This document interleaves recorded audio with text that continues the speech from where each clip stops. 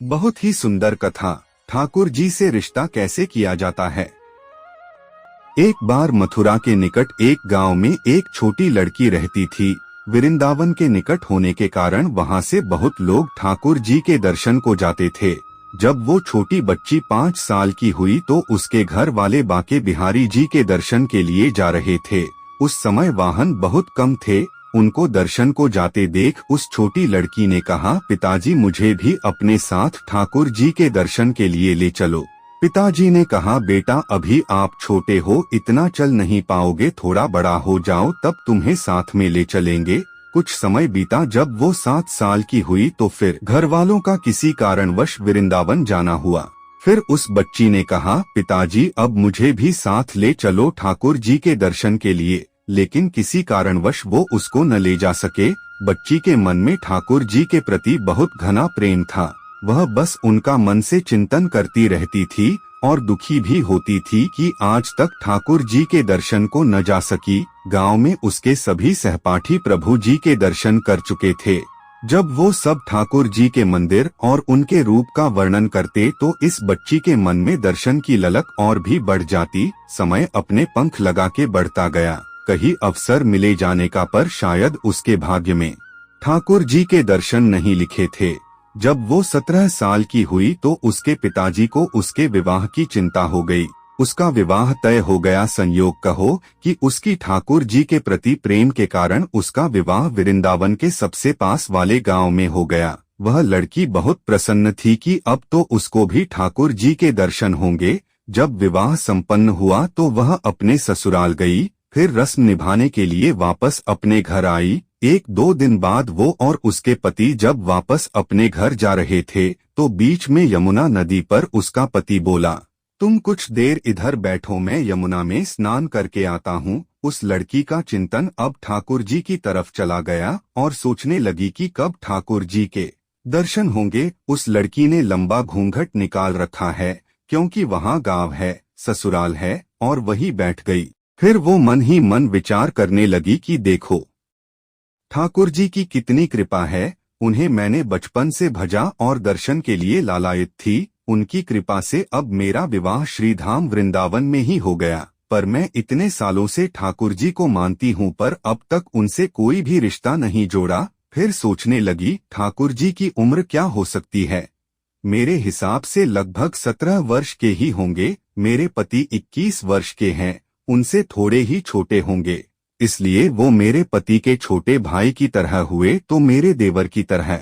लो आज से ठाकुर जी मेरे देवर होंगे। अब तो ठाकुर जी से नया संबंध जोड़कर उसको बहुत प्रसन्नता हुई और मन ही मन ठाकुर जी से कहने लगी, ठाकुर जी आज से मैं आपकी भाभी और आप मेरे देवर हो गए। पर वो समय कब आएगा जब आप मुझे भाभी भाभी कहकर पुकारोगे। जब वो किशोरी ये सब सोच ही रही थी तभी एक किशोरावस्था का सांवला सा लड़का उधर आ गया और कहने लगा, भाभी भाभी। लड़की अचानक अपने भाव से बाहर आई और सोचने लगी, वृंदावन में तो मैं नई हूँ, ये भाभी कहकर कौन बुला रहा है।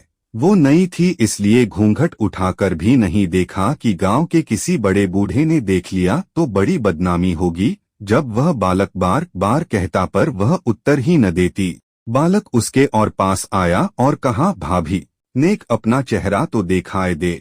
अब वह सोचने लगी, अरे ये बालक तो बहुत जिद कर रहा है। इसलिए उसने और कस के अपना घूंघट पकड़कर बैठ गई कि कहीं घूंघट उठाकर देख न ले। भाभी आपने ये पर्दा क्यों कर रखा है, हम तो आपके देवर हैं।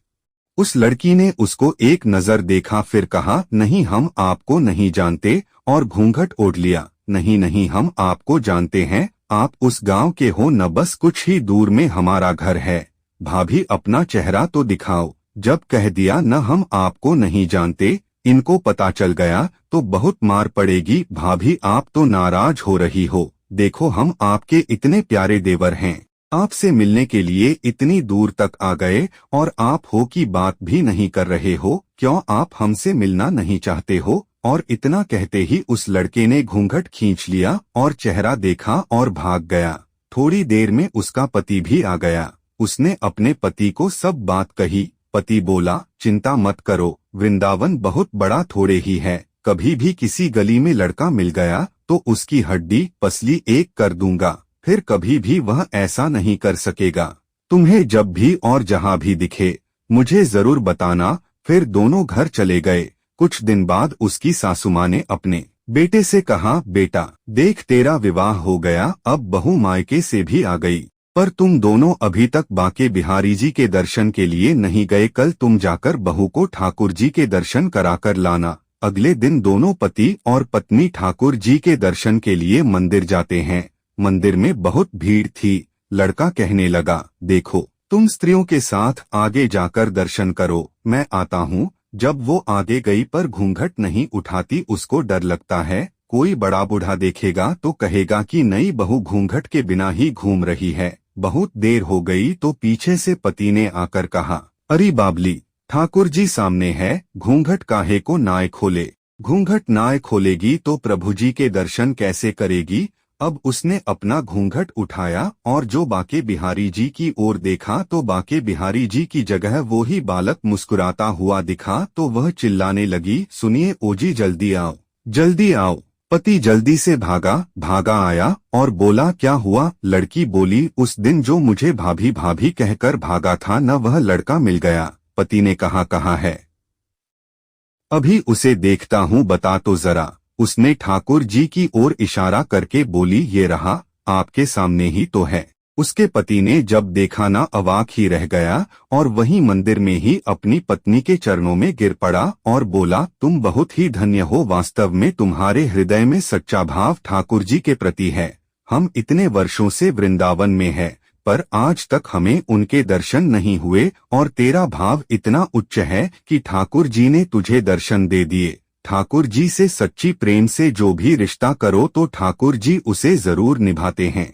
जैसे इस कहानी में ठाकुर जी ने देवर का संबंध निभाया।